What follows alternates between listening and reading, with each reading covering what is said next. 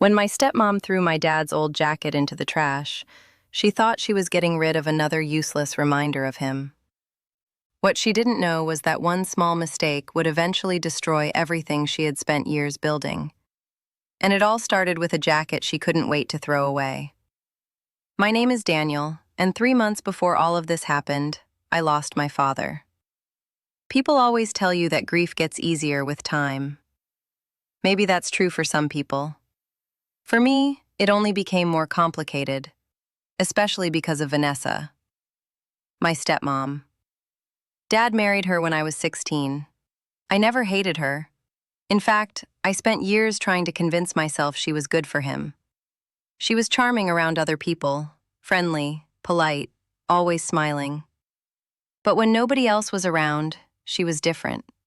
Cold, controlling, and obsessed with appearances. She wanted everything perfect. The perfect house, the perfect image, the perfect life. And after Dad died, she seemed determined to erase every trace that he had ever existed.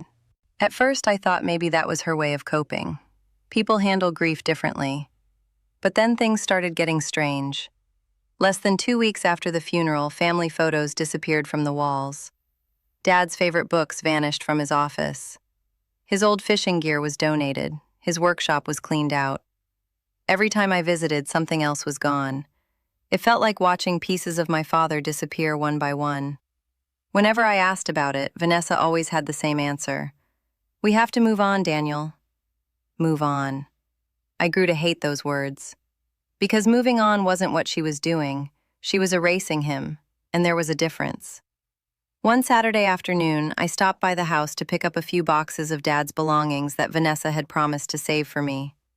The moment I pulled into the driveway, I noticed several black garbage bags sitting near the curb. The trash truck hadn't arrived yet. Normally, I wouldn't have paid attention, but something caught my eye. A sleeve, brown leather, worn and faded. My heart immediately dropped. I knew that jacket, Dad's jacket. The jacket he wore every winter for nearly 20 years. The jacket he wore when he taught me how to drive. The jacket he wore at my college graduation. The jacket he wore in dozens of family photos. The jacket I remembered hugging when I was a kid because it always smelled like sawdust and coffee. Without thinking, I rushed toward the garbage bags. I ripped one open, and there it was, folded carelessly between old newspapers and broken decorations.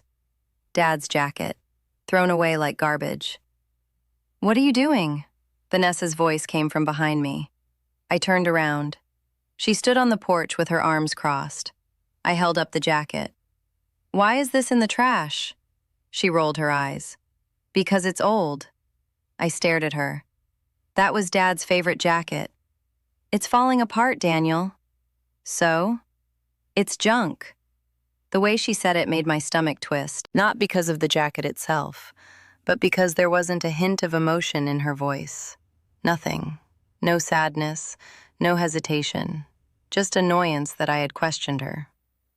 I looked down at the worn leather. Sure, it was old. The sleeves were faded. The zipper barely worked. The lining was torn. But it wasn't junk. It was one of the few things that still felt connected to Dad. I shook my head. "I'm taking it." Vanessa shrugged. "Take whatever trash you want." Then she turned around and walked back inside, just like that, as if my father had never mattered. I stood there for a moment holding the jacket, and for the first time since Dad's funeral, something felt wrong. Not sad, wrong. Like pieces of a puzzle weren't fitting together. I couldn't explain it, but I couldn't ignore it either. That evening, I brought the jacket back to my apartment. I hung it over a chair and stared at it. The room felt strangely quiet. Memories kept flooding back. Dad laughing, Dad working in his garage, Dad putting that jacket on before heading outside. For a few minutes, I just sat there. Then I noticed something. The jacket looked thinner than I remembered, almost as if part of the lining had shifted. Curious, I picked it up and turned it inside out. The inner fabric was badly worn. One section near the side seam had partially come loose. I ran my fingers across it. There was definitely something unusual underneath. At first, I assumed it was damaged padding, but the shape felt wrong. too flat, too deliberate. I grabbed a flashlight and looked closer. My pulse began to quicken. There was stitching that didn't match the rest of the jacket. Tiny hand-sewn stitches hidden inside the lining. I frowned. Dad wasn't the type of person who fixed clothes, especially not like this. The more I examined it, the stranger it seemed. It almost looked like someone had created a hidden compartment, a secret pocket. I laughed nervously. The idea sounded ridiculous. This wasn't some movie. It was just an old jacket. But curiosity got the better of me. I found a small pair of scissors and carefully cut through a few loose threads. The opening widened. I reached inside and immediately felt paper. My heart stopped. There was definitely something hidden in there. Slowly, I pulled it out, a folded envelope, yellowed with age. My hands suddenly felt shaky. The front had only 2 words written on it. For Daniel. I froze. The handwriting was unmistakable. Dad's. For several seconds, I simply stared. My mind struggled to process what I was seeing. Why would Dad hide a letter inside a secret pocket? And why hide it in this jacket? Questions flooded my head. Questions with no answers. At least not yet. I sat down on the edge of the couch. The envelope felt heavier than it should have, as if opening it would change something, as if whatever was inside had been waiting for me all along. Finally, I took a deep breath and opened it. Inside was a folded letter, several pages long. The date at the top made my chest tighten. Dad had written it less than 3 weeks before he died. 3 weeks. That meant he knew something, or at least suspected something. My eyes scanned the first few lines. Immediately, I could tell this wasn't a normal letter. The tone was serious, different, almost urgent. I kept reading, and with every paragraph, a strange feeling settled into my stomach. The feeling that Dad had been trying to tell me something before he died. Something important. Something he never got the chance to say. Then I reached the final line on the first page, and everything changed. The words hit me like a punch to the chest. If you're reading this, Daniel, someone has probably already tried to erase me. I stared at the sentence, again and again, unable to move, unable to breathe. Because suddenly, every missing photograph, every donated possession, every item Vanessa had thrown away, didn't feel like coincidence anymore. And for the first time, I realized my father's old jacket might be hiding far more than memories. I must have read that sentence 10 times. If you're reading this, Daniel, someone has probably already tried to erase me. Every time I read it, the words felt heavier. My father wasn't the type of person to be dramatic. He never exaggerated, never played games. If he wrote something like that, there had to be a reason. I looked around my apartment. The room was completely silent. Outside, rain tapped softly against the windows. And there I was, sitting on my couch with a letter hidden inside a jacket that had almost been hauled away with the garbage. If I had arrived 10 minutes later, the trash truck would have taken it. The thought sent a chill through me. I looked back at the pages and continued reading. The next paragraph was written in Dad's careful handwriting. Daniel, if things had gone the way I hoped, I would have told you all of this myself. Unfortunately, I no longer believe I'll have that chance. My stomach tightened. The letter continued, I need you to pay attention to what I'm about to say. There are things happening around me that don't make sense. At first, I thought I was imagining them. Then I started keeping records. Records? I frowned. Dad went on to explain that during the final few years of his life, he had noticed strange financial transactions. Small amounts at first, nothing that immediately raised alarms. Money disappearing from accounts, credit cards being used for purchases he didn't recognize, documents being moved from his office, important papers vanishing and later reappearing in different places. At first, he blamed himself. After all, he was getting older. Maybe he had forgotten. Maybe he was making mistakes. But eventually the incidents became too frequent to ignore, and one name kept appearing throughout the letter: Vanessa. I leaned back against the couch, Part of me wanted to stop reading. Another part couldn't look away. Dad described arguments that had happened behind closed doors. Arguments I had never known about. He wrote that Vanessa became increasingly angry whenever he reviewed financial statements, whenever he asked questions, whenever he tried to meet with attorneys alone. The further I read, the more unsettled I became, because suddenly memories from the last year of Dad's life started making sense. I remembered arriving unexpectedly one afternoon and finding Vanessa standing outside his office. She had looked nervous, almost startled. At the time, I thought nothing of it. Now I wasn't so sure. Then I reached another section. The handwriting looked slightly rushed, as if Dad had been trying to finish before running out of time. If you're reading this, I need you to know something important. I don't have proof of everything, not yet. But I know enough to believe that someone has been manipulating things around me. Someone, not something, someone. The letter continued. I started gathering evidence months ago. Quietly. I couldn't risk anyone finding out. I swallowed hard. Evidence.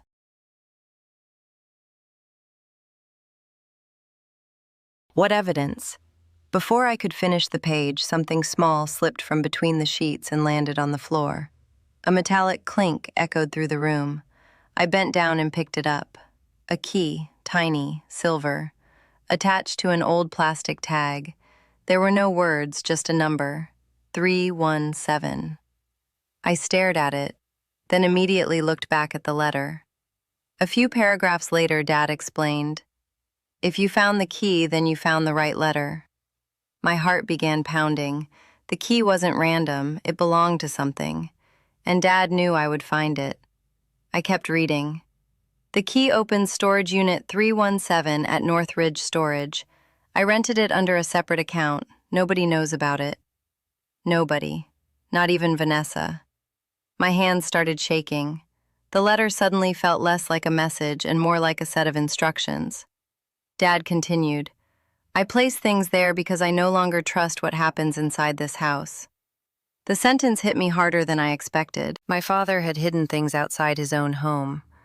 That alone told me how serious this had become. Then I reached a paragraph that made my chest tighten. "If something happens to me before I can finish this, you must be careful who you trust."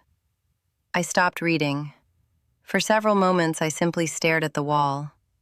Something happens to me. The words echoed in my head.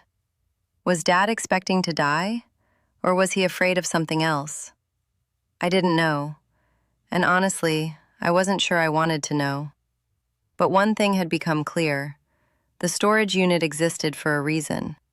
Dad had gone through considerable effort to hide it. There had to be something important inside. The next morning, I couldn't concentrate on anything. Work felt impossible. Every few minutes, my thoughts drifted back to the key sitting in my pocket. By noon, I gave up pretending. I got in my car and drove to the address listed in the letter. Northridge Storage sat on the edge of town, a quiet place surrounded by chain-link fencing. Nothing about it seemed unusual. Yet my pulse raced as I parked. The office manager greeted me politely. After explaining the situation and presenting documentation proving I was my father's son, she checked her records. A few minutes later, she looked up. "Unit 317 is still active." My heart skipped. Still active. Dad hadn't imagined it. The key was real. Everything was real. After signing several forms, I was finally allowed access. The manager pointed toward a long row of storage buildings. "Third row, near the back." I thanked her and walked outside. Every step felt heavier than the last. The further I went, the more nervous I became. Finally, I found it. 317. A plain metal door, nothing special, nothing dramatic. Just a storage unit hiding secrets my father had protected for months, maybe years. I stood there for several seconds before inserting the key. The lock clicked immediately. I took a deep breath, then slowly rolled the door upward. The metal rattled loudly, and when the opening became large enough to see inside, I froze. The unit wasn't empty, not even close. There were boxes everywhere, dozens of them, stacked carefully from floor to ceiling, labeled, organized, cataloged, as if someone had spent countless hours preparing them. My father. The realization hit instantly. Dad had built this archive. He had planned this. I stepped inside. Dust floated through the sunlight. Every box had handwritten labels: bank records, property documents, correspondence, financial statements, personal notes. The sheer amount of material was overwhelming. This wasn't random paperwork. This was an investigation. My father's investigation. Then I noticed something sitting on a small table near the back wall: a laptop, an external hard drive, and a sealed envelope. The envelope had my name on it, again, for Daniel. I slowly picked it up, a second letter, but before opening it, something else caught my eye. Beside the envelope sat a flash drive. Attached to it was a handwritten note. Only 4 words. "Watch this first." My pulse immediately accelerated. I grabbed the flash drive and the envelope. Then I looked around the storage unit one more time. Whatever Dad had discovered, it was far bigger than I imagined. Far bigger than missing photographs or donated belongings. This was evidence, years of it. And somehow, Vanessa knew nothing about it. At least, I hoped she didn't. As I prepared to leave, my eyes landed on one final note taped to the table. The handwriting was unmistakable. Dad's. And the message sent another chill through my body. "If Vanessa finds this before you do, she'll destroy everything." I stood there staring at the words, because suddenly I understood something terrifying. The hidden pocket inside the jacket wasn't an accident. Dad had chosen that hiding place very carefully. He knew Vanessa. He knew exactly how she thought. He knew she would throw away the jacket without looking inside. And somehow, the one thing she considered worthless had become the one thing protecting all of his secrets. I tightened my grip on the flash drive, because for the first time, I wasn't just grieving my father anymore. I was following a trail he had left behind, and that trail was leading straight toward Vanessa. I didn't open the flash drive in the storage unit. Honestly, I was too nervous. The entire drive home felt surreal. Every red light seemed longer, every minute felt heavier. By the time I reached my apartment, my mind was racing with questions. What had Dad discovered? How much did he know? And most importantly, why had he been so afraid that Vanessa would find it? The moment I got inside, I locked the door. Then I placed the flash drive on my desk and stared at it. For a long moment, I hesitated. Part of me wasn't sure I wanted answers anymore, because answers have consequences. Once you learn the truth, you can't go back. Eventually, I inserted the drive into my laptop. Several folders appeared: documents, photos, audio recordings, financial files, and one video. The file name was simple: for Daniel. My chest tightened. I clicked play.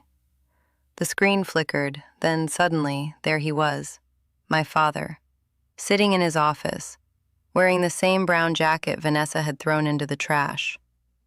For several seconds, I couldn't breathe. He looked tired, older than I remembered, but his eyes were focused, determined, as if he knew this recording might be the last conversation we'd ever have. "Daniel," his voice filled the room. Immediately, emotion hit me like a wave. I hadn't heard that voice in months. Yet somehow it felt like yesterday. "If you're watching this, it means you found the storage unit." He paused. "And if you found the storage unit, then things happened exactly the way I feared they would." I leaned closer. Dad looked directly into the camera. "There are things I need you to understand." The next 30 minutes changed everything.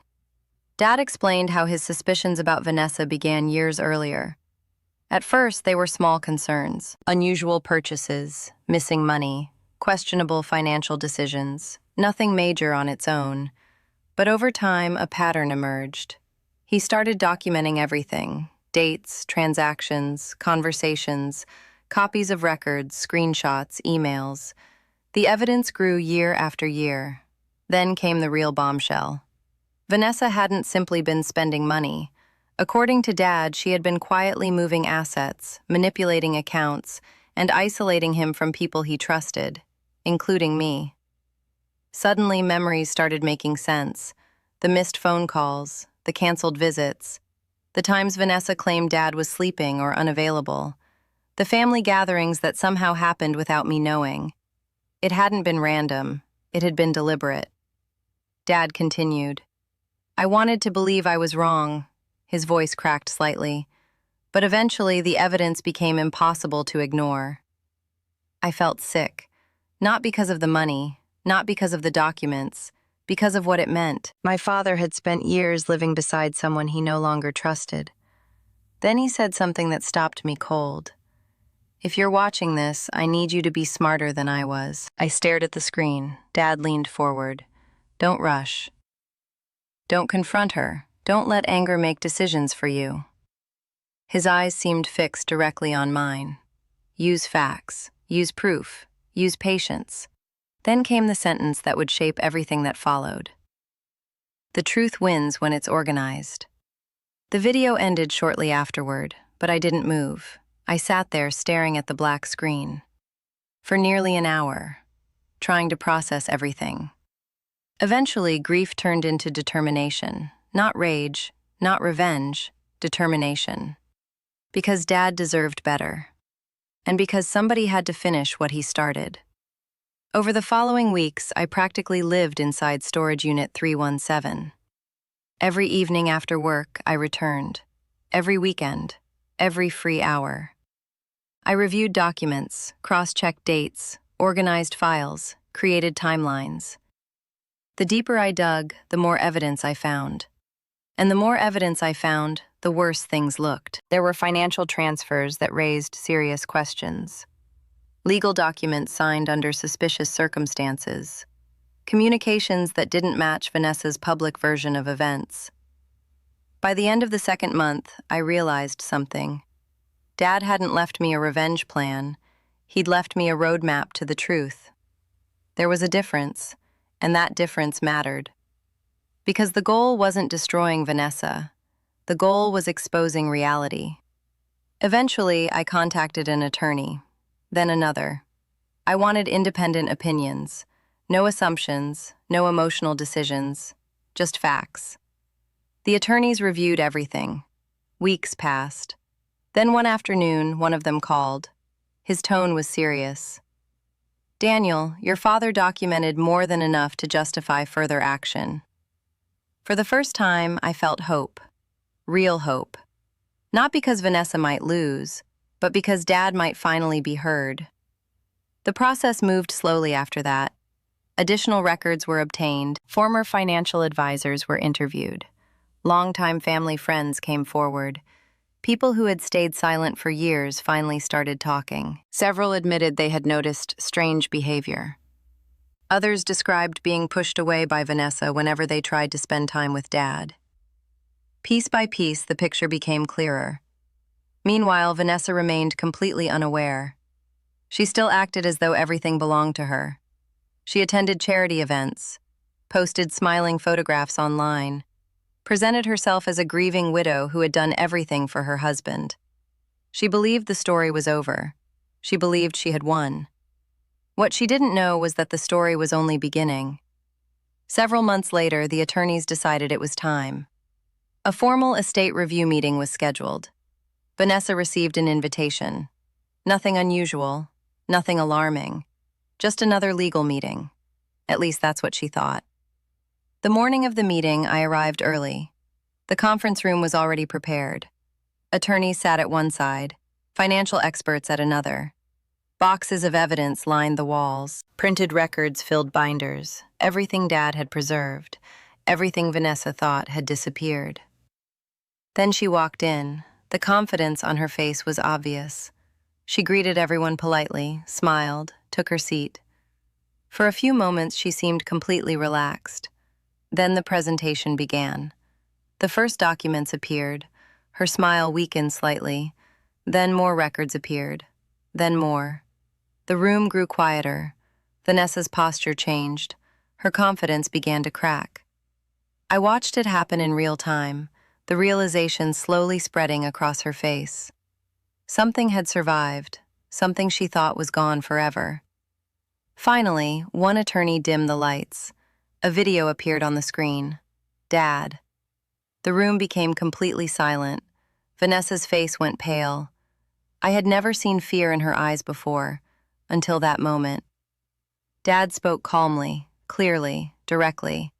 He explained his concerns, his findings, his records, his reasons for creating the storage unit, his reasons for hiding evidence, and finally, his reasons for trusting me. When the video ended, nobody spoke. Not immediately. There was simply too much to absorb. Vanessa looked stunned. For years, she had controlled the narrative. For years, she had decided which version of events people heard. Now she no longer controlled anything. The evidence spoke for itself, and evidence doesn't care about excuses. The legal battles that followed took time, months, not days. But eventually, major decisions were revisited. Investigations expanded. Questions received answers. And truths that had remained buried for years finally came to light. The outcome wasn't perfect. Real life rarely is. But justice moved closer than it ever had before. And for me, that was enough. Because in the end, this story was never really about money. It wasn't about property, and it wasn't even about revenge. It was about my father. A good man who refused to let the truth disappear. A man who knew he might not be around to tell his own story, so he found another way. Nearly a year later, I stood inside my apartment looking at the brown jacket hanging in my closet. The same worn leather, the same faded sleeves.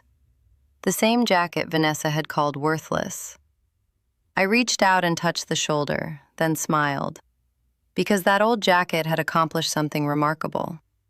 It protected my father's voice, his truth, his legacy. And every time I looked at it, I remembered one simple fact. Vanessa threw away countless things after Dad died. Photographs, books, keepsakes, memories. But she made one mistake she could never undo. She threw away the one thing that could expose everything. The one thing she never bothered to examine. The one thing she believed was worthless. My father's old jacket. Because she never checked the inside pocket. And that single mistake changed everything.